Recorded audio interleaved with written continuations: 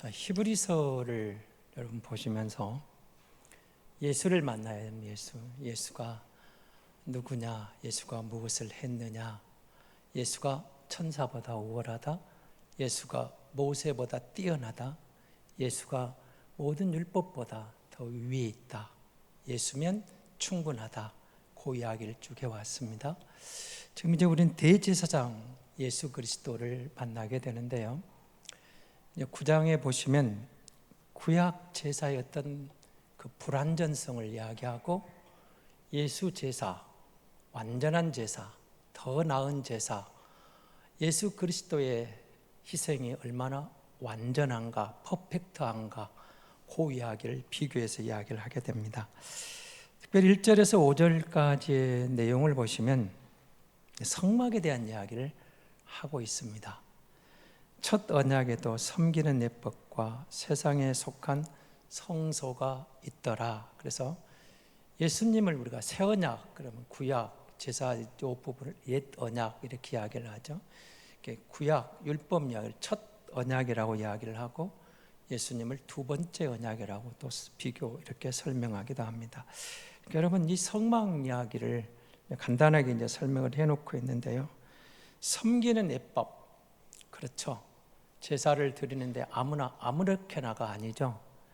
하나님이 주시는 방법이 있습니다. 제사장의 역할, 대제사장의 역할, 그리고 제지은자가 해야 할 일, 그런 이제 규칙들이 있을 거 아니겠어요? 그 이야기죠. 그렇게 나아갑니다. 그래서 여러분 성막을 주실 때도 하나님이 보여주시잖아요. 하나님이 보여주신 대로. 그래서 모세는 하나님이 자기에게 보여주신 대로, 하나님이 가르쳐 주신 대로 신실하게 짓고 꾸미는 것을 우리가 출애굽기에서 만나게 됩니다. 자, 여러분 이 장막에는 크게 보면 이제 두 개의 그 앞에 뜰을 제외하고 이제 성막 이야기를 하고 있는 겁니다. 성소와 지성소로 나뉘어져 있는 그 부분을 오늘 보면 우리에게 소개를 합니다. 그러니까 성소에 대한 이야기, 거기는 제사장이면 누구나 들어갈 수 있는 곳이었습니다. 성소를 들어가게 되면 왼쪽에 24시간 불이 켜져 있는 등대가 있습니다. 그 등대가 있고 오른쪽에는 이제 진설병이라는 게 있죠. 진설병은 이스라엘의 12지파를 상징하는 대표적인 그들의 떡을 거기다가 12줄인데 6줄로 해서 2줄로 이렇게 쌓아놓는 그렇게 되어 있습니다. 그러니까 원래는 이제 성소 안에 그 두 가지만 있는 게 아니고, 자, 첫 번째 성막에 들어갈 때, 성소에 들어갈 때 휘장을 열고 들어가게 돼 있죠. 이 부분이 첫 번째 휘장입니다. 그럼 이제 두 번째 휘장은 성소와 지성소를 가로막고 있는 성소, 그 휘장이 있습니다. 원래는 그 앞에 향을 드리는, 향불을 피우는 향단, 분향단, 향을 피워서 드렸다 해서 분향단이라는 게 거기 있었습니다. 근데 오늘 본문에는 그거의 지금 지성소에 들어가 있는 걸로 설명을 하고 있는데, 이제 이렇게 보시면 됩니다. 원래는 평일에는 그곳에 분향단이 있어서 매일 향을 피워서 하나님께 거룩한 것을 구별했겠죠. 그런데 여러분 속죄일이 다가옵니다. 그럼 속죄일에는 대제사장이 그 성소에서 지성소로 들어가야 되는데 휘장을 열고 들어갑니다. 휘장을 열고 들어간 제일 먼저 하는 일이 그 성소에 있는 분향단을, 여기 금향로로 되어 있죠. 그걸 들고 들어가서 향을 피워가지고 지성소를 향으로 가득하게, 향기가 가득하게, 연기가 자욱하게 지성소를 가득 채우게 만드는 거죠. 그리고 들어갔다가 나와서 이제 자신을 위해서, 백성들을 위해서 이제 짐승의 피를 가지고 들어가게 되는 겁니다. 그러니까 지금 여기 지성소에 있는 금향단 그리 되어 있는 거는 속죄일에 갖고 들어가니까 평소에는 성소에 있던 것이 거기에 있는 것을 표현했습니다. 뭐 맞다 틀리다 그런 표현보다는 그러니까 성소에 있던 것이 지성소로 갖고 들어갔다, 그렇게 이해하시면 될 것 같고요. 그리고 그럼 이제 일반적으로 지성소에는 뭐가 있었을까요? 법궤가 있었습니다. 원래는 법궤만 있죠. 그럼 법궤에는 하나님의 그 뚜껑이 이제 천사가 양쪽에 날개를 펴서 덮고 있는 가운데가 성자, 하나님의 보좌, 지은소, 속죄소 뭐 그런 의미로 쓰였던 곳이 있었습니다. 원래는 이제 여기 본문에는 언약궤 안에 세 가지를 지금 말하고 있죠. 십계명입니다. 그리고 아론의 쌍난 지팡이, 또 한 가지를 이야기하고 있죠. 만나 항아리. 그렇게 되어 있는데 이제 일반적으로 우리가 봤을 때는 법궤 안에는 모세의 두 돌판, 십계명만 들어있는 것으로 생각을 합니다. 그런데 그 이유가 이렇게 되어 있거든요. 그 출애굽기 16장 33절에 보면 항아리에 만나 한 오매를 담아 여호와 앞에 두었다, 이런 표현이 나옵니다. 그리고 민수기 17장 4절에 보면 그 지팡이, 모세의 쌍난 지팡이를 증거궤, 즉 언약궤 앞에 두라고 하는 말이 있습니다. 그러니까 하나님 앞에 두라, 언약궤 앞에 두라, 이렇게 돼 있죠. 그러나 십계명은 언약궤 안에 넣어 돼 있거든요. 그러니까 이 부분을 그냥 성소에는, 지성소에는 법궤만 있는데 그 안에 모세의 두 돌판이 들어있고, 이제 그 안에 하나님 앞에 두었다, 언약궤 앞에 두었다, 그것을 그냥 법궤 안에 있는 것으로 표현했다, 이렇게 이해하시면 별 무리가 없을 것 같습니다. 그러니까 여러분, 우리가 여기에 등장하는 언약궤를 통해서 하나님 우리에게 분명하게 이제 말씀하고 싶은 게 있던 거죠. 하나님의 보좌 앞에 나가야 되는데 우리가 함부로 갈 수가 없어요. 대제사장도 함부로 갈 수가 없는 거죠. 그래서 도저히 그곳에 누구나 갈 수가 없는 그곳. 그래서 오늘 9절에 보면 이렇게 돼 있죠. 8절입니다. 8절에 보면 성령이 이로써 보이신 것은 첫 장막이 서 있을 동안에는 성소의 길이 아직 나타나지 않았다, 이런 표현이 등장합니다. 성소에는 제사장이 들어갔습니다. 지성소에는 대제사장이 들어갔습니다. 백성들은 성소에 들어갈 수가 없죠. 그리고 지성소에도 제사장들이 못 들어갔습니다. 대제사장만 들어갔습니다. 그것도 대제사장도 마음대로 드나드는 게 아니고 속죄일 그때만 들어가게 돼 있거든요. 오늘 본문은 이제 한 번 들어갔다 그러는데 보통 서너 차례 들어간 걸로 돼 있습니다. 그날 하루에 그렇게 돼 있으니까 첫 번째 들어갈 때는 아까 성소에 있는 향단을 가지고 들어가서 먼저 향을 피워 놓음으로 지성소 안에 향기가 가득하게 만들어 놓았습니다. 그 다음에 나온 다음에는 자신의 죄를 먼저 대속해야 될 거 아니겠습니까? 그런 다음에 속죄일에 들어가서 자신의 죄를 대속하고, 그 다음에 자기의 본 사명인 백성들의 죄를 속해주는 사제 피를 가지고 들어가서 뿌리면서 사제를 했던 거죠. 그럼 마지막 또 한 번 해야 될 게 있죠. 지성소 안에 법궤에다가 거기다 피도 뿌리고 분향당도 들어갔고 갖고 들어갔으니까 청소를 하고 나와야죠. 그리고 나올 때는 다시 그 향단을 갖고 나와서 이제는 성막에 둬야 될 거 아닙니까? 그래서 이제 일반적으로 4번 정도 속죄일에 들어갔다, 그렇게 말을 하고 있습니다. 그런데 그럼 평소에 여러분 이들이 제사장을 통해서 죄를 용서받았는데 속죄일에 굳이 왜 거기 들어가야 했을까요? 대제사장은 매일 번제가 있고 제가 기억날 때마다 제물을 가지고 죄 용서를 받았는데 왜 들어갔을까요? 거기가 1년에 한 번 그 속죄일에 들어간 그날에 모르고 지은 죄들을 용서받는 길을 열어놓으신 겁니다. 우리가 죄를 생각날 때는 제사장에게 제물을 들고 가서 내가 이런 죄를 지었습니다라고 번제를 드리면 용서를 받았겠죠. 그런데 살다 보면 모르고 지은 죄가 있는 거예요. 죄인지를 모르고 범했던 거, 실수했던 거, 이런 것까지 기억함으로 용서받은 길을 속죄일을 통해서 열어주신 거죠. 그러니까 그렇게 용서받게 하셨다는 겁니다. 그런데 9절 10절에서 말하고 싶은 건 뭐였을까요? 비유라는 말이 나옵니다. 이 장막은 현재까지의 비유라.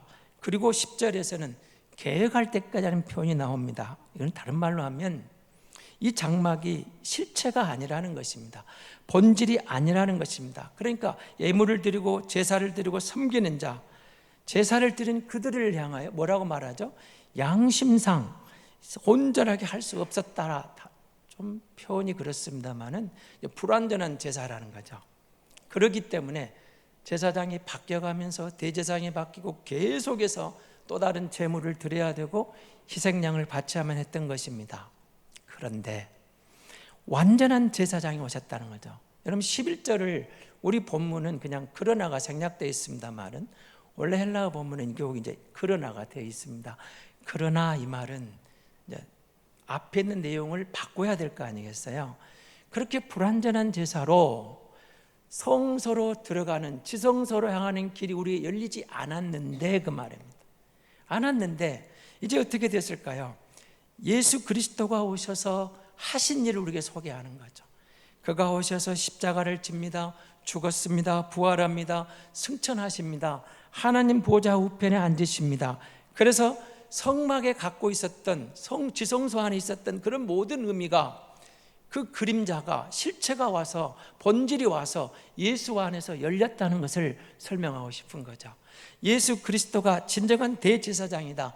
그가 우리의 진정한 대제사장으로 오셔서 세상에서 드렸던 그런 것들로 불완전한 제사로 지금까지 우리가 용서받고 있었지만 이제는 하나님이 보내신 실체가 왔는데, 그래서 11절 12절에서 말하고 싶은 그겁니다.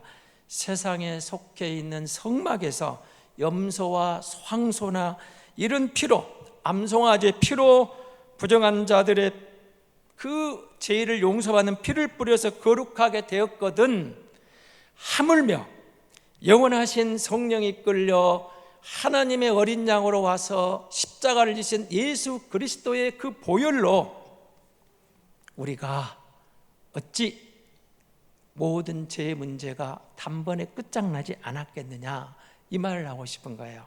자, 그래서 여러분 주님이 십자가에서 지실 때 하신 일 있죠. 엘리 엘리 나마 사박다니, 무슨 말이었을까요? 하나님이 예수를 버리신다는 표현을 씁니다. 하나님 어찌하여 나를 버리십니까?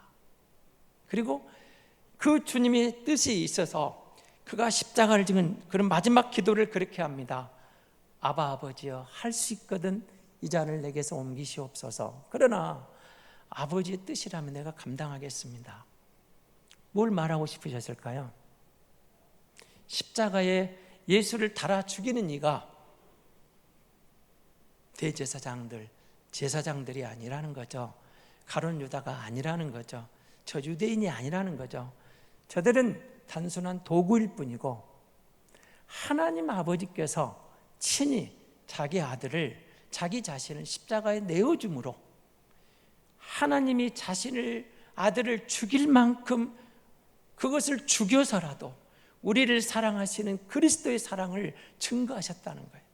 예수 그리스도의 사랑을 증거하시다. 그러므로 주님이 운명하실 때 그 거룩한 성소와 지성소를 가로막고 있는 두 번째 휘장이 찢어져 버리는 거죠. 위에서 알로 찢어져 버리죠. 그 말이 무슨 말이에요? 누구나 예수 그리스도의 보혈의 공로로 그 성소를 지나 지성소에 가는 길을 활짝 열어놓으셨다. 예수의 보혈로 누구든지 그 시은 자 앞에, 보좌 앞에 갈 수 있는 길이 열렸다. 대제사장들도 두렵고 떨림으로 속죄일에 그날 하루 자기 자신을 돌아보면서 두렵고 떨림으로 들어갔던 그 길이 휘장을 열고 조심스럽게 두 번째 휘장을 열고 들어가서 그 앞에서 자신의 죄를 대속하고 백성들의 죄를 대속하면서 주의 은총을 구했는데, 예수 그리스도의 십자가가 달리는 그 순간에 성소 휘장이 찢어짐으로 지성소의 문이 열려버린 거죠. 성소에 가는 길이 열려버렸다는 겁니다. 지성소로 가는 길이 열렸다. 누구든지 예수 믿으면 하나님 보좌 앞으로 나아갈 수 있는 길이 활짝 열렸다. 완전한 제사가 드려졌다. 모든 사람이 예수 믿음으로 하나님의 시은 자 앞에, 하나님의 지성소 앞에 나아가 그 면전에 설 수 있는 영광의 길이 열렸다. 그 전에 이 땅에 있었던 성막으로, 대제사장으로, 성소로는 한계가 있던 불완전한 것들이 예수 그리스도 실체가 오므로, 그의 죽으심으로 누구든지 예수 안에서 하나님 면전에 설 수 있는, 그러고도 살아남을 수 있는 길이 열렸다는 거예요. 그전에는 하나님을 비우면 다 죽어야만 했잖아요.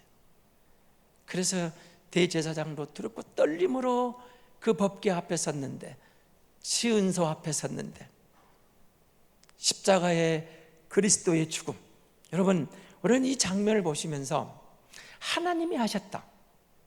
창세기 22장에 보면 유명한 사건이 하나 나오죠. 하나님께서 아브라함에게 이삭을 바치라는 장면입니다.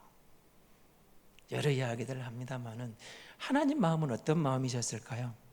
정말로 아브라함이 이삭을 죽이라는 뜻이었을까요? 그런데 아브라함이 믿음으로 순종할 때 이삭은 죽지 않습니다. 그리고 하나님은 거기서 아브라함이 마지막 외치는 이야기, 여호와 이레, 우리는 하나님이 준비하셨다 그렇게 보죠. 준비했다는 말도 있는데 그 히브리 언어에는 또 보다라는 의미도 있습니다. 하나님이 준비하셨다, 하나님이 보신다. 뭘 보신다는 걸까요? 여러분 같으면 이삭을 바칠 수 있겠습니까? 저는 아들이 둘이지만 그 중에 하나를 바치라 못 바칠 것 같은데요. 저는 사실 못 바칠 것 같아요. 아브라함이 순종했던 것을 여호와 이레로 준비해서 제물을 주실 뿐만 아니라 하나님이 보고 계셨던 거예요. 보신다. 뭘 보셨을까요? 내어놓을 수 없는 이삭을 믿음으로 바치는 아브라함을 보시면서 자기 자신을 보고 계시는 거예요. 앞으로 나의 독생자를 너희를 위하여 내어줄 것이다. 십자가에 달리실 독생자 예수를 보내시겠다는 약속인 거죠. 이삭을 통해서 바칠 수 없는 이삭을 바치는 아브라함의 순종을 받으시면서 하나님은 내가 하시겠다는 거예요.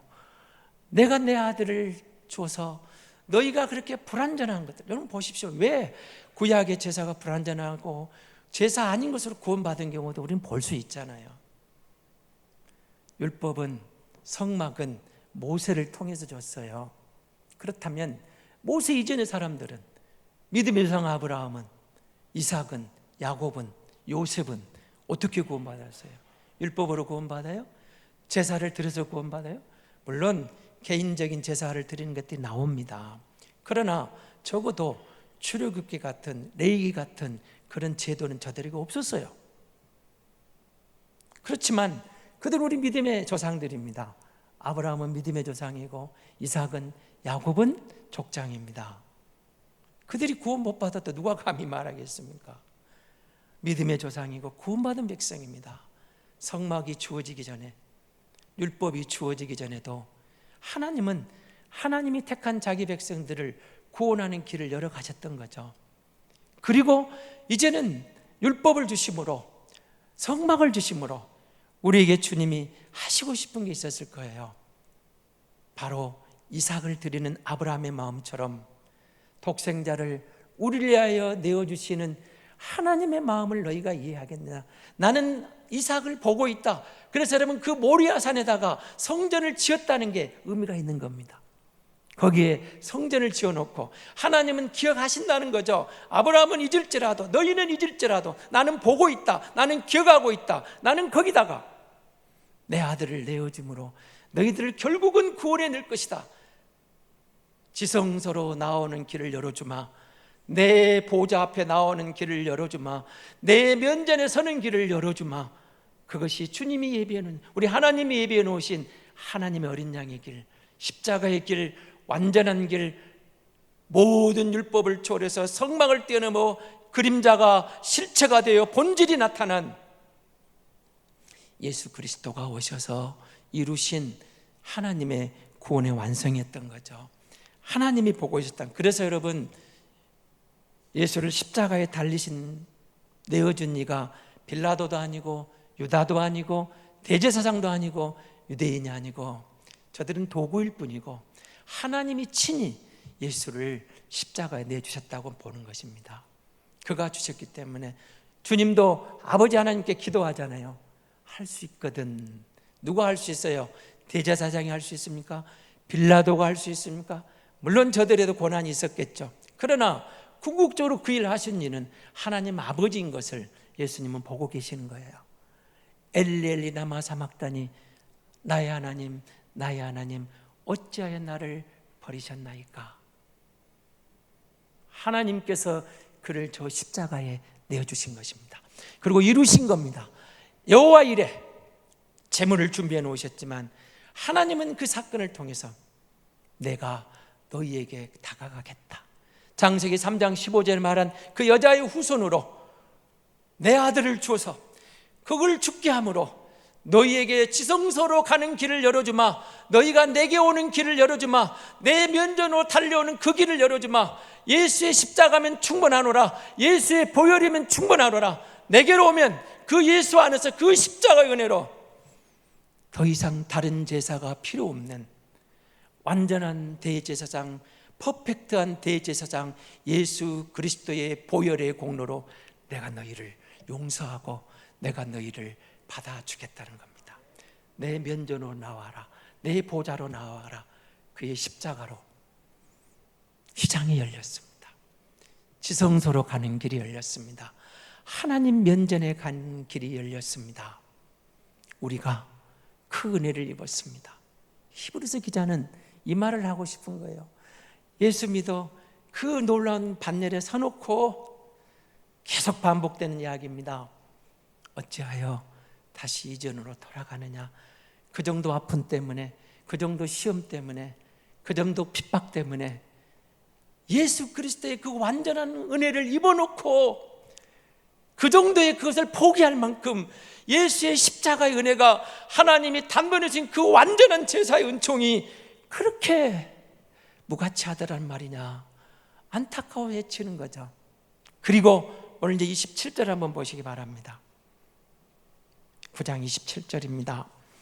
한 번 죽는 것은 사람에게 정해진 것이요 그 후에는 심판이 있으리니 이와 같이 그리스도도 많은 사람의 죄를 담당하시려고 단번에 들이신 바 되셨고 구원에 이르게 하게 하여 죄와 상관없이 자기를 바라는 자들에게 두 번째 나타나시리라. 이렇게 말합니다.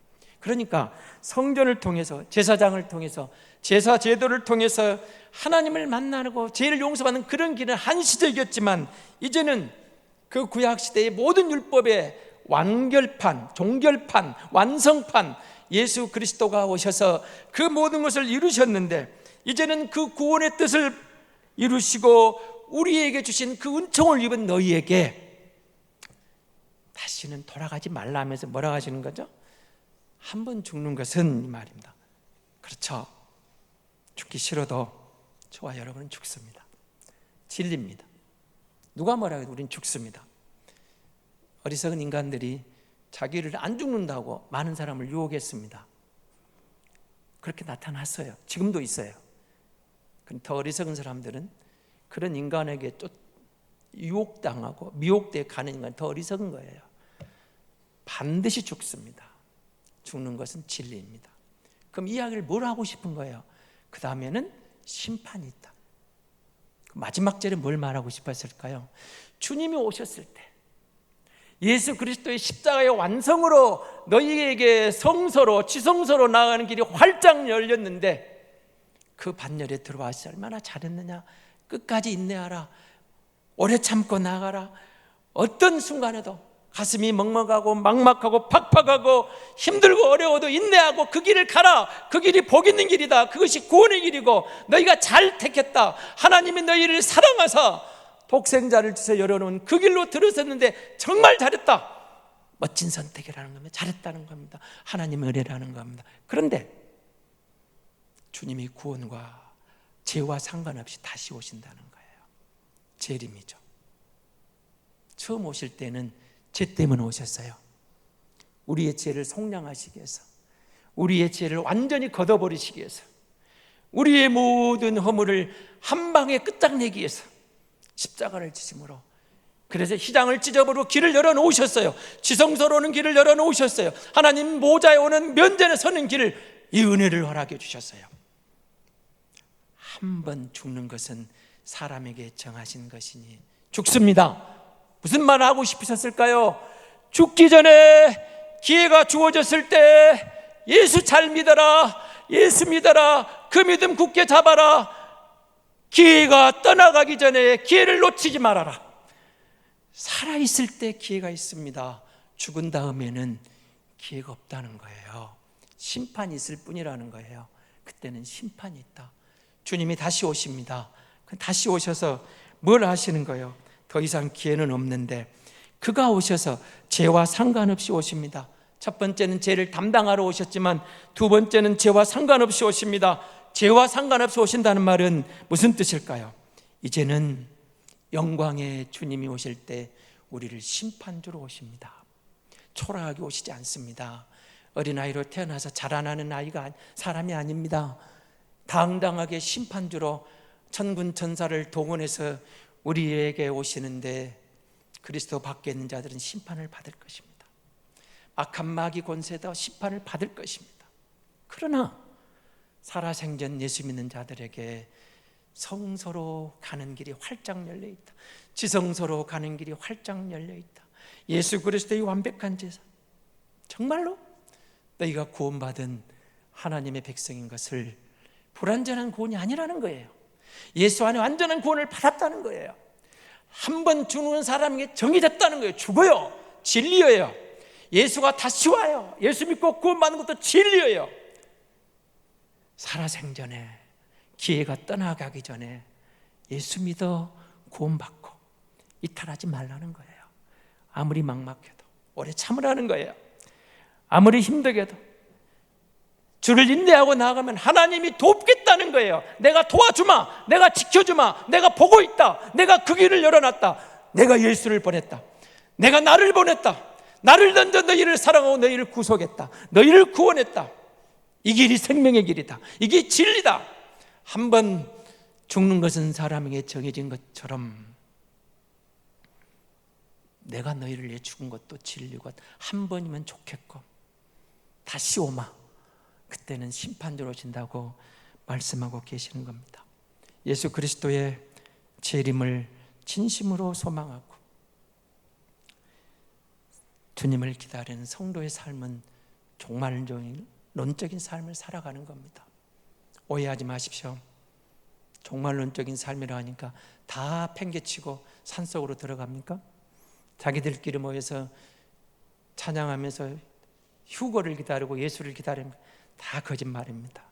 그건 사기꾼들이 하는 소리고, 진짜 종말론적인 삶은 오늘 하루를 주님과 동행하면서 내가 해야 할 일을 최선을 다하는 겁니다. 주님이 언제 오실지 몰라도 주님이 반드시 온다는 진리는 확실히 믿고 내 삶의 현장에서 최선을 다하고 열심을 내는 사람들이 진짜 예수 믿는 사람들입니다. 그리고 이들이야말로 하나님을 기쁘시게 하는 성도입니다. 다시 주어진 하루를, 이 마음을 우리가 주님을 기억하고 인내하고 살아가면 하나님이 도우셔서 주님이 승리하신 것처럼 성도는 반드시 승리하게 될 줄로 믿습니다.